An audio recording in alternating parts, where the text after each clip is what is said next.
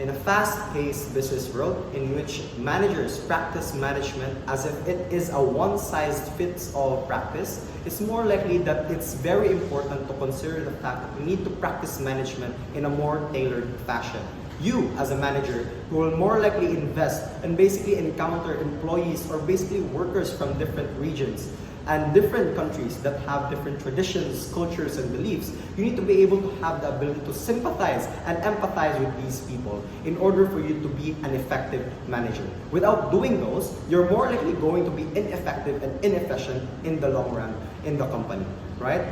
Our title, entitled Analysis on the Influence of National and Local Acculturation on Management Practices, evidence most especially from Cebu City, we aim to study basically how these things on culture and tradition of different places, most especially here in the Philippines, and the locale of Cebu City affected and impacted the different management practices and decision making of different companies owned by people coming from other countries, or basically those who are managed by other people from other countries, right?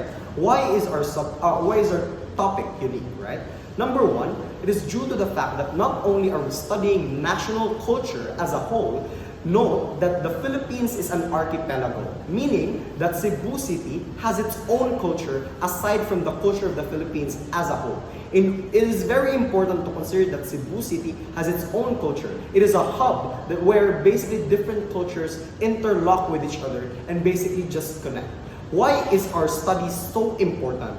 Because we, as mentioned in the introduction earlier, we need to have a more tailored fashion in approaching management practices in order for us to fully be effective in managing the employees from Cebu City in this very instance. Because without understanding of different things, management practices of different companies here in Cebu City will be different from what it is now. Maybe it will be more successful. Maybe it will be less successful. Those things are what we're trying to find out. What they did and how did they reach this point in time when it comes to their businesses. Now, how will we approach this study in the very first place? We're going to approach this in two different ways. Number one, a qualitative research, and number two, a quantitative research. Number one, qualitative research, we're going to have a survey as a primary source of information, right? We're going to survey different businesses or different owners of businesses that are not coming from here in the Philippines. Ngoyong Express, who are owned by Chinese owners, right?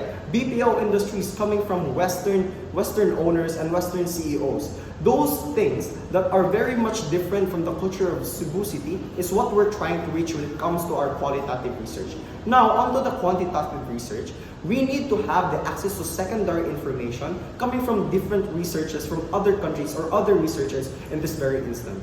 We have access to different researchers already, and we're trying to access different informations coming from the different banks as well as the Department of Finance or the SEC in that very instance. This study is very important because we are trying to have a tailor-fit, more improved management practices when it comes to managing a business. We are trying to understand the different things done by different owners and managers on how they reach this point of their success. We're very proud to propose.